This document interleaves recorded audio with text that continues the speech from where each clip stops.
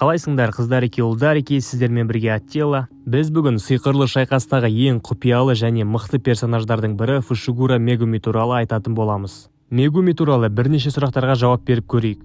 Ең басты сұрақ: қарғыстар құдайы Сукуна не себепті соншалықты Фушигураны жақсы көреді? Және әрдайым қиын сәтте қолданайын деген Фушигураның козыр техникасы қандай? Және ең басты сұрақтардың бірі Фушигураның қаншалықты мықты екені. Ол Итадоридан мықты ма, жоқ па? Әлбетте Фушигураның өзіне келетін болсақ, ол келешектегі ең мықты персонаждардың бірі болады. Оған дәлел ретінде қарғыстар құдайы Сукуна мен ең мықты сиқыршы Годжоның айтқан сөздері. Годжо Мегумиді жаттықтырып жатқан кезде оған былай айтады: сенің потенциалың негізі Итадоридан да мықты, тек сен барынша салынбайсың. Сенің барынша тырыспауының себебі ішіндегі жатқан козыр техника дейді. Годжоның осы сөзін еске сақтап алыңыздар, ол оған тағы да былай айтады: өліп барып жеңіске жету мен өлгенше жеңіске талпыну — ол екі түрлі зат дегені есіңізде бар ма? Годжоның бұлай айтуының себебі Фушигураның ішінде оны өлтіріп жіберетін қауіпті техника бар. Ал енді қарғыстар құдайы Сукунаға келетін болсақ, ол оған былай дейді: сен өте таланттысың, сенің талантың құр босқа кетіп жатыр.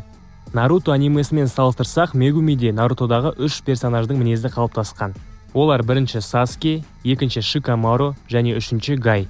Саскеге келетін болсақ, барлығы түсінікті. Оның түрі де, сөйлеу мәнері де, жалпы мінезі Саскеден аумайды. Саске секілді өте өзімшіл, өзіне көп алатын ең мықты кландардың бірі. Нарутода ол Учиха кланы болса, екінші орында тұрған. Бұл жерде ол Зенин кланы, оларда екінші орында тұрады. Шикамаруға ұқсайтын жері еріншектігі, барлық күшін толығымен қолданбайтындығы, егер мүмкіндік болса, соғыстан тезірек қашып кету. Енді Гайға қандай ұқсастығы бар десеңдер, ол техникасында. Өздерің білетіндей Гай сенсейді 8 қақпасы бар. Ең соңғы қақпа ол өлім қақпасы. Ұқсас техника Фушигурада да бар, ол қарғыстар патшасын шақыру. Махурагу деп аталатын мықты Шикигамиді шақырады, алайда оның ақысы өлімге тең. Яғни дәл Гайдік секілді ол өлім қақпасын ашса соңынан өледі, бұл да Шикигамиді шақырса Мегуми артынан өліп кетуі мүмкін. Годжо айтқан козыр техника міне осы. Фушигураның козыры туралы сұраққа жауап бердік. Тағы да бір сұраққа жауап берейік. Ол Фушигураның тағы да басқа қандай күшті қабілеттері бар? Ода тағы да бір имбалансный техника бар. Ол елестерін, өзінің Шикигамилерін көлеңке арқылы шақыру. Мегумиға тек қана көлеңке жеткілікті, көлеңке түсіп тұрса болды, елестерді шақыра береді. Ең көп дегенде ол 10 елес шақыра алады. Негізі оның бұл техникасы өте имбалансны, өйткені Фушигура төбелеске түскен сайын оның көлеңкелері күшейе береді. Мысалы, оның бір Шикигами өліп қалса, оның күші басқаларына беріледі.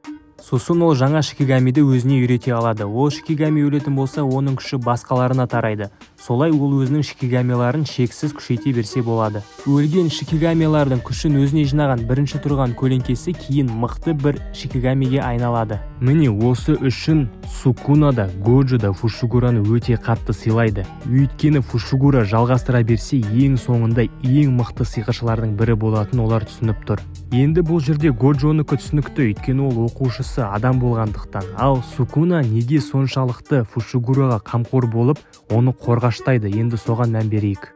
Сукуна Фушигура мықты болған сайын кәдімгідей қуанады, өзінің інісі секілді. Ол Фушигураны қорғайтынын Махитода Гетода сезген болатын. Өйткені Ханами айтады ғой: мен мектепке барып барлық оқушыны өлтіремін дейді. Сол кезде Гето айтады оған: жоқ, сен барлығын өлтірме, егер сен Фушигураны өлтіретін болсаң, Сукуна жынданып біздің жоспарымызды талқандайды деп.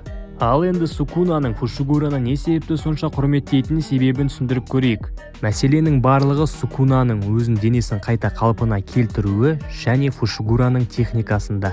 Ең бірінші серияларында Сукуна негізді өлтірем деген Фушигураны, бірақ Фушигурамен төбелескеннен кейін оның ойы мүлдем өзгерді. Фушигура көлеңкені өте мықты қолданады және жаңа түрлерін ойлап табуы мүмкін. Ол өлген адамдарды Шикигами қылып тірілте алады деген ойлар бар негізі. Жай ғана тірілтпей кәдімгідей бостандық бере алатындай. Енді ойлап көріңдер, егер Фушигура Сукунаның денесін тірілтіп, оған жанын қайтарып бостандық берсе, Сукуна қайтадан өмірге келе алады. Бұл бірінші нұсқасы. Тағы да бір нұсқа бар: Сукуна өзінің аумағында басқа біреудің техникасын көшіре алады деген. Сөйтіп, егер ол Фушигурамен төбелесіп, өзінің аумағын кеңейтіп, оның техникасын көшіріп алса, көшірілген техника арқылы ол өз денесін шығара алуы мүмкін. Бірақ олай болу үшін Фушигура өте мықты болу керек. Сол себепті де Сукуна оны мықты болғанын қалайды. Жалпы бұл менің ойым. Фушигура туралы осындай болжамдар. Егер келіссеңіздер, комментарияға жазып кетіңіздер, келіспесеңіздер, өздеріңіздің ойларыңызды жазыңыздар. Түйіндей келсек, Фушигура өте мықты персонаждардың бірі, Итадоридан да мықты. Оның козыр техникасы Шикигами, Махорога дейтін көлеңкелер құдайы. Сукунаның оны құрметтейтін себебі оны тірілте алады. Сол себепті егер видео ұнаса, лайк басып, тіркелуге және комментария жазуға ұмытпаңыздар. Келесі қандай персонажға жасайын, соны жаза кетсеңіздер.